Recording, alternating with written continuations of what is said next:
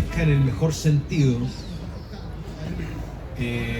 sin nada sobra, y se llama El Corvo, cuyo autor es Calamares.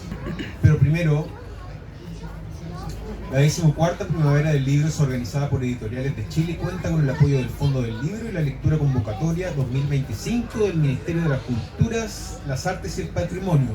De la colección La Orilla Oscura, esta colección de novela negra emergente, voy a decir dos cosas antes de hablar del libro que nos tiene convocado.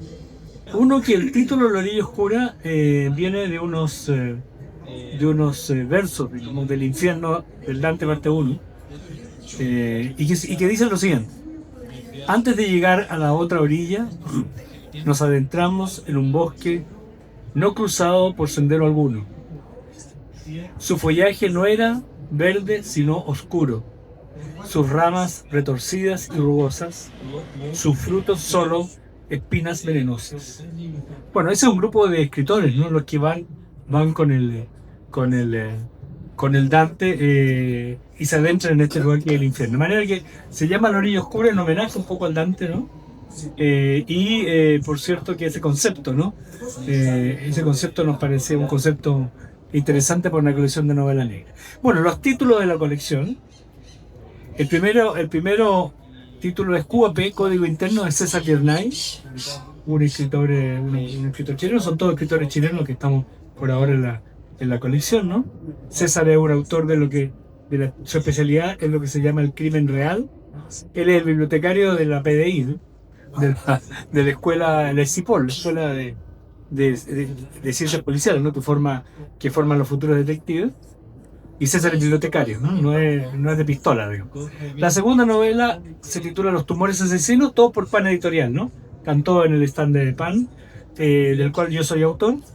La tercera novela es Mausoleos en el desierto, Ignacio Fritz es el autor. El cuarto título es El detective del absoluto, de Pablo Rummel. El quinto, Asesinato en las pirámides, de Eduardo Soto Díaz, que está aquí con nosotros. Un honor y muchas gracias. Y el sexto título que estamos lanzando ahora es esta novela El Corvo de Calamares, como se hace llamar. Bueno, quisiera decir solo que Pan Editorial nos acogió con estos términos de referencia más amplios, en el sentido que esta colección es una colección de novelas largas, ¿no? Ya no es tan restringido a las novelas cortas, que era la colección de La Otra Oscuridad que habíamos publicado antes. Ahora vamos, de nuevo con la novela El Corvo, Calamares. Les leo, voy a ser muy breve, ¿no? Les leo lo que había puesto lo que hay puesto en la contratapa, algo de la contratapa y la bio, que es algo que está repitiendo Carlos Reyes por los micrófonos, ¿no? Un relato brutal donde los victimarios se mueven a sus anchas ejerciendo la tortura y el terror. Esta es una novela realmente dura, ¿no? Una novela negra, así, profundamente negra, ¿no? Los personajes son de un grado de perversidad que es casi metafísico, ¿no? Entonces, y uno de ellos es el personaje El Corvo, que Calamares nos va a hablar más tarde qué significa ese personaje para él. Y es su obra, ¿no? Alguien puso aquí, este noir con tintes tarantiniano, se refiere a Tarantino, ¿no? No sé quién lo puso, pero bueno, también puede ser, ¿no? Todos ustedes recordarán seguramente las películas de Tarantino, ¿no? O sea, eso. Pero esto, yo creo que Calamares es mucho más perverso, ¿no?, que Tarantino. Los personajes son aún más terribles, ¿no? Bueno, y yo cuando la recomendé con entusiasmo a la editorial, ya que he estado colaborando en el sentido de la selección de los títulos que están ahí, yo le puse a los editores, ¿no? A Iglé, ¿no? Que está en el stand de Fan, ¿no? Le puse lo siguiente, estoy copiando de mi correo, dice: noir duro, cercano al realismo sucio. El realismo sucio, como ustedes saben, es toda una corriente, digamos, literaria con autores, ¿no? Autores importantes, que es un tipo de realismo que va a fondo, ¿no? No es de lirismo, no es de volada, no es de cosas así, digamos, simpáticas, ¿no?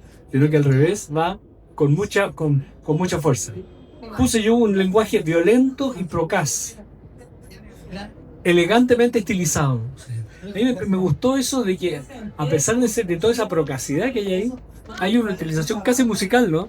Lo que a mí me parece, ¿no? De lo que es la manera en que los tipos están diciendo las peores bestialidades uno contra otro, incluso en esos diálogos, estos dos personajes que están ahí van destilando su propio odio, ¿no? Y va apareciendo, uno dice, estos son amigos, son compadres, pero la bronca que se empiezan a mostrar a uno lo deja un poco... Alguien me dijo que le había dado pesadillas leer este libro, ¿no? Y bueno, me gustaron sólidos diálogos, eso, donde el tono coloquial estremece por el horror que oculta cada frase. Escritura espontánea que refuerza la dureza del contenido, ¿no? Y eso son una de las cosas que yo le puedo decir por ahora de este libro, así muy brevemente, y darle el contexto de por qué pertenece a esta colección, ¿no? Eso, Pablo. Hola, buenas tardes. Muchas gracias por asistir. Muchas gracias a la editorial. Y por supuesto a mi amigo Calamares, mi amigo personal. Él, cuando lanzó el libro, yo estoy seguro que no dudó ni un segundo en invitarme. No porque fuera su amigo. Hay algo más, hay una historia que nos une y tiene que ver que yo fui uno de los primeros lectores del borrador de la novela, un lejano 2017, 2018 aproximadamente. Él me dijo, mira, yo escribí una novela, me gustaría que me dieras tu opinión. En ese tiempo yo no la terminé porque me pasó después otra novela que se llama Moloch. Es una novela muy intensa, que claro, en un formato que los gringos, no me gusta mucho el concepto, pero le llaman road novel, que es como estas novelas que ocurren en la carretera, en la autopista, que son prácticamente novelas ríos donde los personajes salen uno con otro y con otro. Bueno, El Corvo guarda cierta semejanza temática respecto al Moloch. Moloch, como bien sabemos, es esta antigua deidad babilónica, si no me equivoco, donde se le llevaban niños. Se le ofrecía a estos niños del sacrificio para alimentar su sangre. Entonces ahí, claro, hay una metáfora y un símbolo claro de lo que es el mal. El corvo, como bien sabemos, es una herramienta para matar, ¿cierto? Un cuchillo especial. De hecho, el ejército maneja una herramienta similar que se llama el corvo chileno. Hecho para las peores tropelías, ¿cierto? Tiene una estructura concreta y bueno, ahí ya nos va dando la pista de qué es lo que es el corvo. No es solamente una herramienta, es un arma, remite a una época gris, una época compleja. Yo le comentaba a los chicos, tras bambalinas, que un libro así, por ejemplo, en la época de Franco, habría llevado mucho más que la censura. Probablemente se habría ido preso el autor y el editor. Así es que hay que agradecer que estamos ahora en el siglo XXI con gente más de mente más abierta. Sin embargo, yo creo que en algún momento a Calamares le va a llegar su reprimenda, yo creo, porque es un libro de verdad que es muy crudo, pero no me quiero quedar en lo morboso ni hablar como de la cosa como más obvia que tiene que ver con la violencia. Quiero hablar de 3 ejes que finalmente es lo que los va a impulsar a ustedes como lectores para leer o no leer el libro. Más que contar la trama o la anécdota, es una suerte de anatomía al corvo. Y las 3 cosas que yo quiero comentar son primero la temática, que ya la hemos venido delistando, que tiene que ver con el mal. El segundo es la estructura. Y en el tercer lugar, la prosa, la forma como es que está escrita. Respecto a la temática, sabemos que existen miles de filosofías y de religiones que tienen como centro el tema de la maldad. Para algunos filósofos la maldad puede ser una cosa casi anecdótica o parte de lo azaroso o que tiene que ver con un contexto específico. Pero bien sabemos que la gente que se ha enfrentado a la maldad en cualquier circunstancia no tiene la misma opinión. Por ejemplo, si tú le preguntas a un agente policial qué piensa él de la delincuencia, por lo general lo va a asociar con algo más moral. No te va a hablar de como la cosa sociológica, como que fallaron las estructuras sociales, porque evidentemente el enfrentamiento del agente policial es directo, es desnudo. no va con una, o sea, si un policía ve a un tipo con una cuchilla, no va a pensar, ah, bueno, él tiene problemas mentales o tuvo mala infancia. No, porque es una cosa instintiva, animalesca. Y precisamente eso es lo que permea el libro. El libro no tiene una reflexión filosófica, ni teológica, ni ideológica de lo que es el mal. El mal aparece desnudo, directo. Sabemos, por ejemplo, gracias a Dante, que cuando él habla del infierno, existen distintos tipos de círculos en el infierno, y cada círculo es más profundo, es como una suerte es como un cono, y al final está Satanás, en el núcleo, y ahí al lado de Satanás están los peores pecadores, ¿cierto? Las personas que más han hecho mal. Bueno, Dante, para utilizar esta ficción, esta imaginación que él tiene, él se basa en escritos bíblicos de los padres de la iglesia, y qué se pensaba sobre el pecado. Entonces, claro, hay para los que somos creyentes, sabemos que existen los pecados veniales, que son muchas veces pecados cometidos por la ignorancia o por no saber, o cosas que tienen que ver con el apetito, con los apetitos carnales, con los desórdenes, con los vicios. Y están los pecados mortales, que tienen que ver, no solamente con el homicidio. Fíjense ustedes que en el infierno, en el séptimo círculo, están los violentos. Están los que fueron violentos consigo mismos y los que fueron violentos con los demás. Pero más abajo están los traidores y los sembradores de maldad. O sea, personas que probablemente nunca se enfrentaron, nunca tomaron un arma, pero fueron tan cizañeros, como Judas, por ejemplo, que él estaría mucho más abajo en el infierno. Porque claro, su pecado mortal provocó un mayor descalabro. Bueno, eso es lo que podemos pensar respecto al mal. Otro dato que no es menor, que lo comentaba también con Calamares, que él me decía, mira, yo creo que uno de los elementos para poder simplificar esta cosa de la maldad tiene que ver con el maltrato animal. Porque yo en algún momento yo le dije, oye, Calamares, acá en el libro aparecen cosas contra los animales muy fuertes. Y evidentemente Calamares, hay que decirlo, él es animalista, él tiene un santuario, el santuario Emilia, él ha trabajado con animales dañados, mutilados, y evidentemente él no está haciendo un festín, una cosa gratuita. Lo que él me dice, y es explícito en el libro, es que uno de los elementos más claros de las personas que son psicópatas es que maltratan animales. No estamos hablando del tipo que sale a cazar, por ejemplo, que sale con su escopeta y como muy bien vestido en su caballo. No, estamos hablando de personas que torturan animales, y efectivamente ese es un perfil psicológico, psiquiátrico, ¿cierto?, que presentan los asesinos seriales. Bueno, acá nos vamos a pasar entonces a la estructura del libro.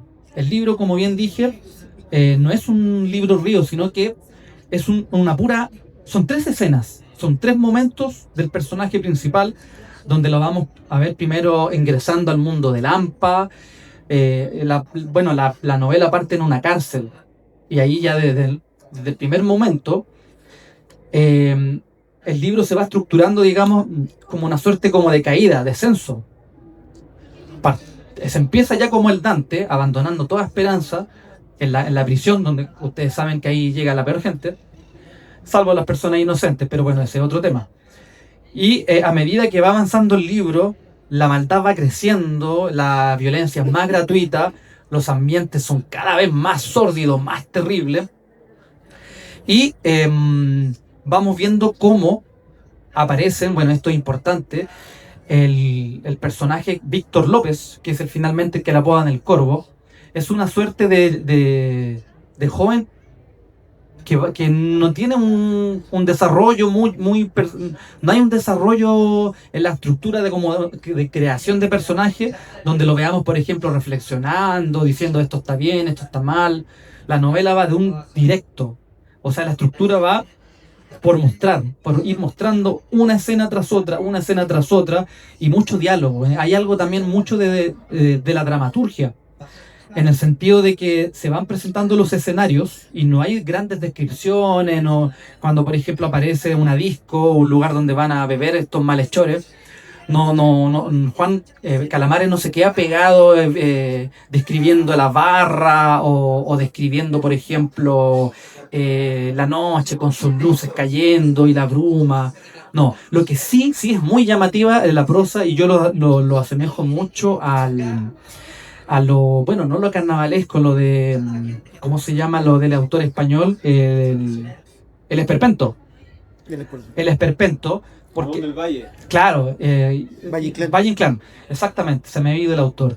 Valle Inclán tiene esta forma de narrar partiendo como del defecto, entonces aparecen personajes muy estrafalarios, con muchas malformaciones, o con tics, o con gestos, bueno, que así va construyendo el libro Calamares, más que en el ambiente se va centrando en describir superficialmente los personajes y luego va la acción. Y como dije yo, la acción es trepidante. Vamos de un salto a otro y te puedes leer la novela en una tarde, en 2 o en 3 días, sin ningún problema. Y bueno, y muy unido a la estructura del libro es el estilo, la prosa que maneja Calamares. Creo yo que el principal referente de Calamares para este libro es Cormac McCarthy, un escritor estadounidense, conocido por varias películas, como por ejemplo La Carretera. Hay una adaptación de su novela La Carretera. ¿Cómo se llama la película de los hermanos Coen? No es país para viejos. No es país para viejos, donde aparece un psicópata, un asesino serial.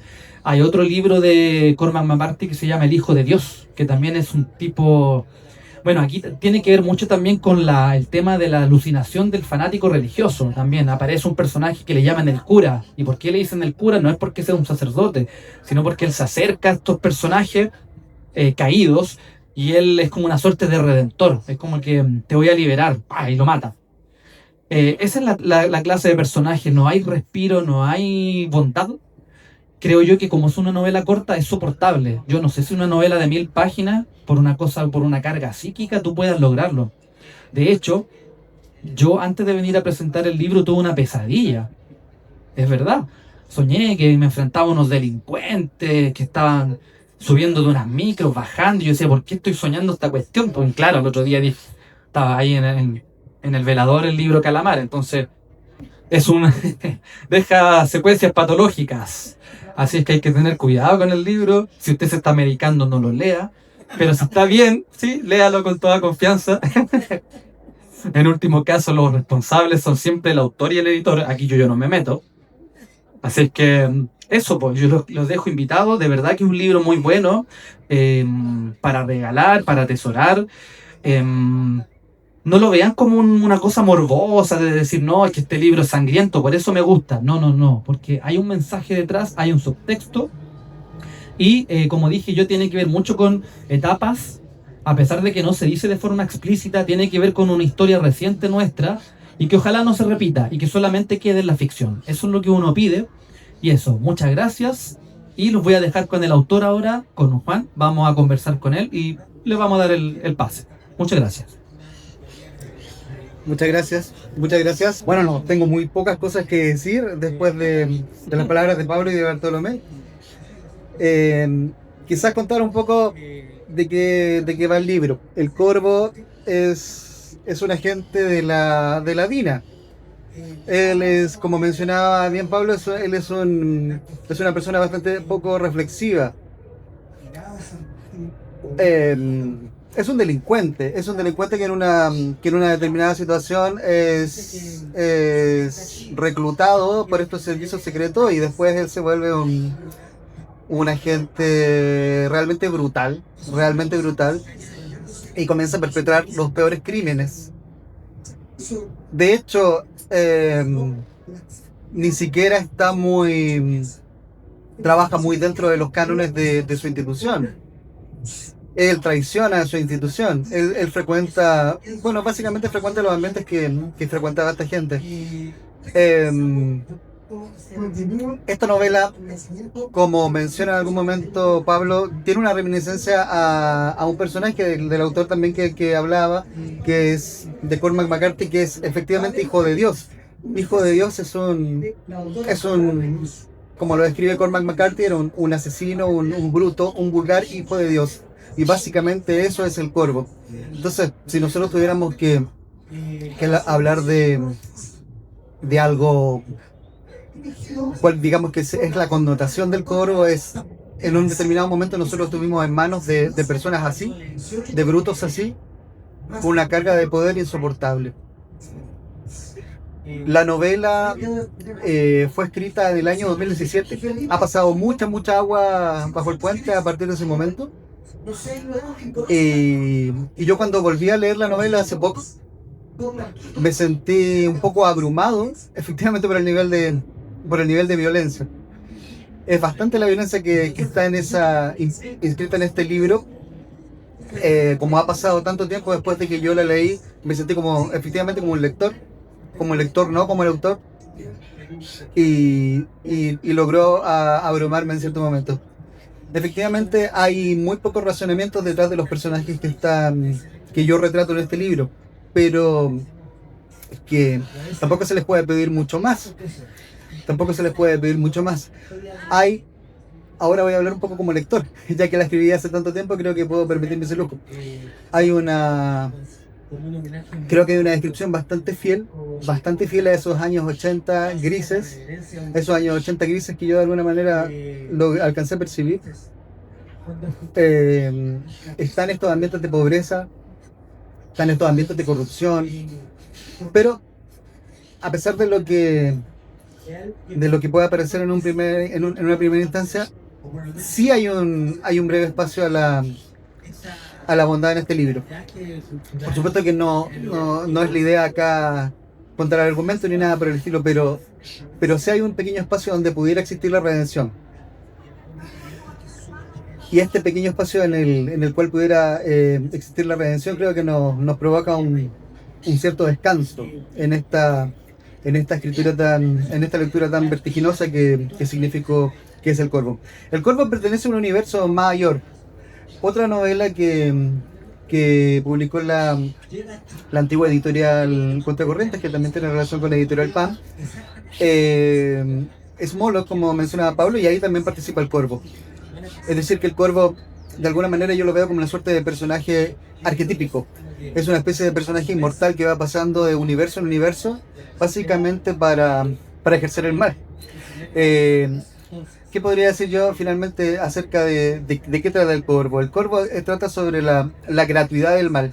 Y en este sentido, creo que uno como escritor tiene que poner todos sus recursos técnicos para que el lector sea capaz de seguir la historia.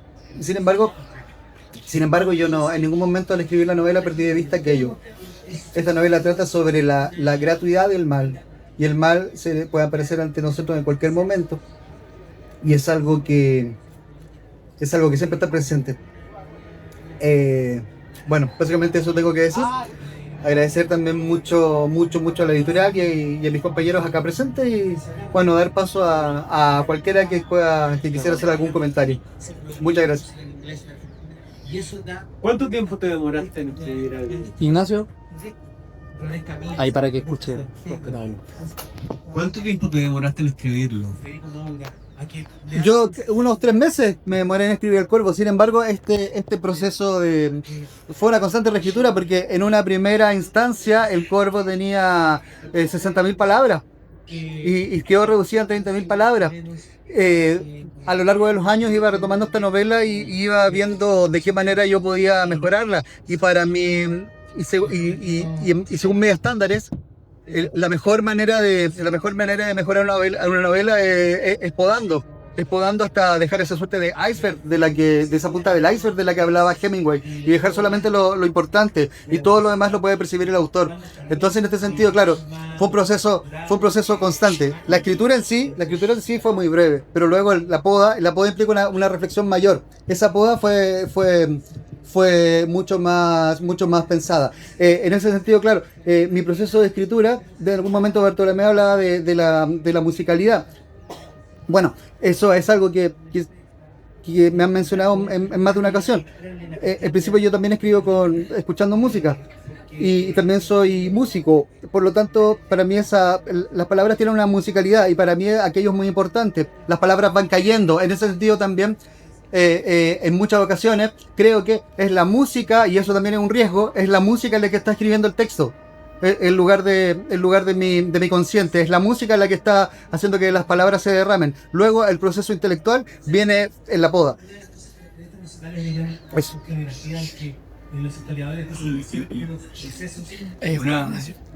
Una pregunta muy Sí, gorda. sí, claro. ¿Qué es lo que te inspira? ¿Cuál es el propósito cuando escribes un libro como este? ¿Qué persigues? ¿Qué te mueve a hacerlo? ¿Y qué esperas lograr con el libro?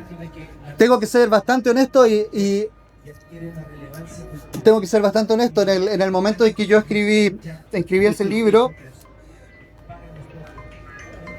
Spam. En el momento en que escribí ese libro había una cierta necesidad de denuncia, una cierta necesidad incluso ¿por qué no? De cierto revanchismo. Claro, por supuesto que uno, digamos que esa es la motivación inicial. Uno cuando ya se sumerge en la escritura del libro, uno tiene que, de alguna manera, abandonar aquel tipo de primera intención, porque si no va a pasar a escribir por decirlo de alguna manera, un panfleto. Pero claro, esa fue la primera motivación. La primera motivación fue básicamente una suerte de denuncia. Quizá en algún momento yo dije que quizá yo tenía algo que decir con respecto a estas personas. Fue un proceso, como decía yo, fue una novela que escribí en 3 meses, pero a ver, estas oscuridades a las que yo llegué, digamos que tampoco fueron tan... No piensen ustedes que yo estaba atravesando una etapa muy oscura ni nada por el estilo. No, simplemente yo concibo el trabajo literario como lo concibe un actor. Y en ese sentido soy muy capaz de conectarme con aquellos escenarios y con aquellos personajes que quiero interpretar. Entonces digamos que mi proceso de trabajo es entrar en el personaje, es entrar en escena y luego puedo salir rápidamente de escena. Puedo salir rápidamente de escena si quiero. Hay momentos en los que he escrito libros felices y prefiero permanecer en esos libros. Quedan minutitos, Pablo.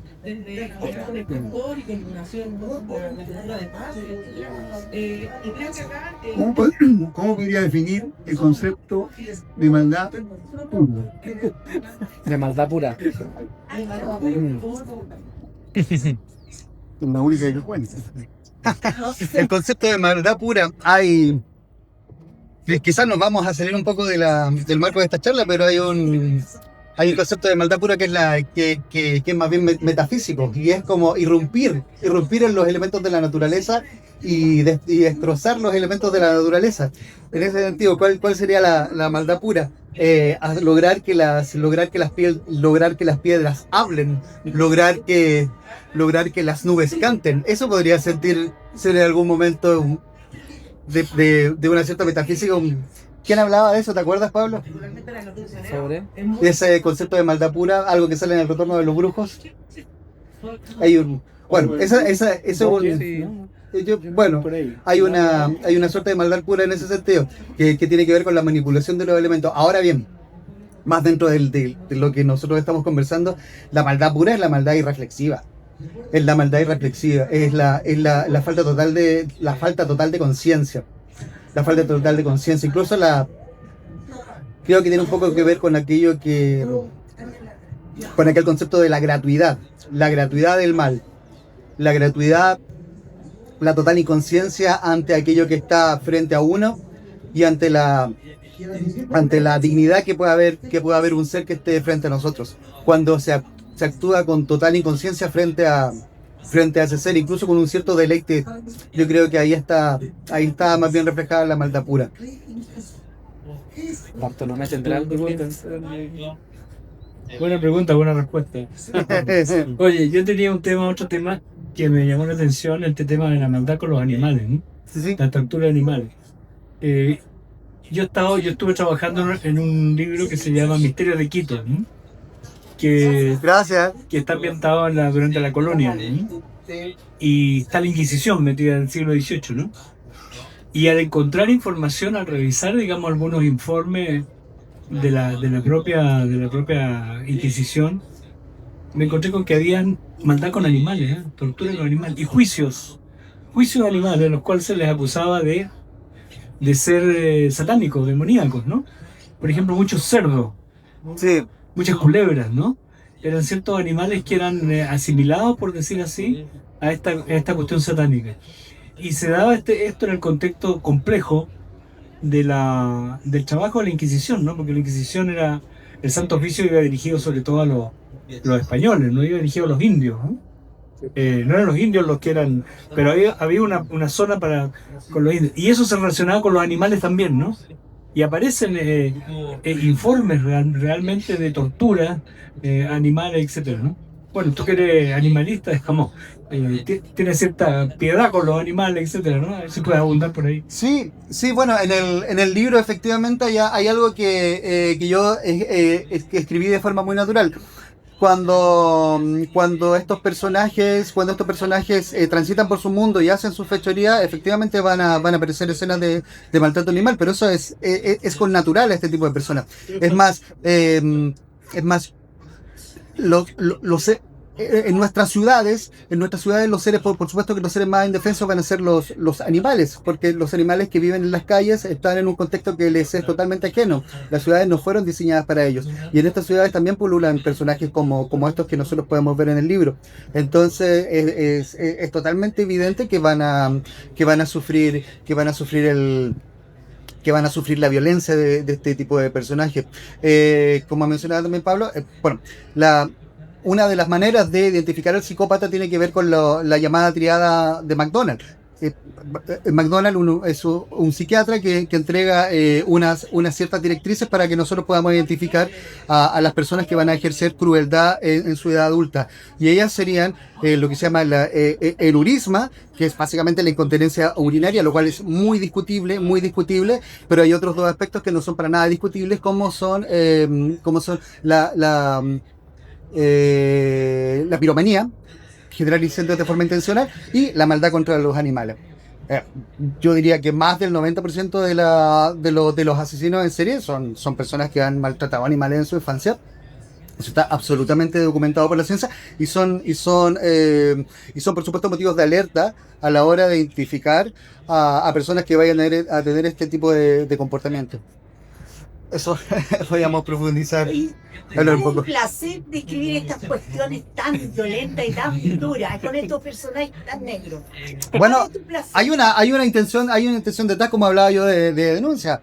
Hay una intención detrás. Estos son personajes estos dos son torturadores de la DINA. Ahora bien, hay una... ¿Ah? Hay que transformarlo o hacerlo que enseñen algo. Que se enseñe algo. Sí, por otro No lado... se repita. Hay que matarlo. En ese mismo sentido, nosotros si queremos leer el libro con esa mirada, por supuesto que esto nos estaría aleccionando. Por supuesto que esto nos está entregando una mirada es una denuncia. Ahora, por otro lado, las víctimas están muy poco presentes. Nosotros vemos básicamente lo que están sus fechorías. Es básicamente poner a estas personas ante nosotros. En determinados momentos es necesario tener a estas personas entre nosotros a través de distintos tipos de arte, en este caso de la literatura. Es importante tenerlos ahí para reconocerlos.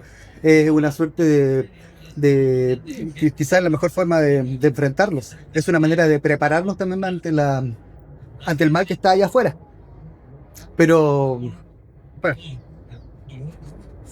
¿Ah? No. Es que lo de es una cosa placentera. El hecho de haber escrito esto te da la descripción que es como una cosa placentera.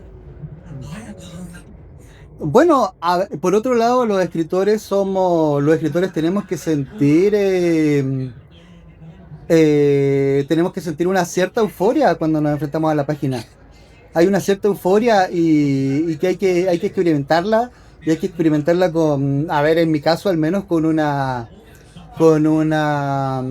determinación y con y con una vitalidad que por supuesto que va a estar presente en cualquier tema. Independiente del tema que uno esté abordando, uno tiene que tener esa aproximación totalmente viva ante la página en blanco. Porque finalmente aquello que uno está escribiendo también está pasando por un cariz estético. No estamos frente a la realidad. Esto nos está a nosotros de alguna manera, hay algo que nos protege cuando nosotros estamos escribiendo. Estamos ya en el cierre estimado. 3 minutos nos quedamos. Muchas gracias por haber asistido a esta presentación.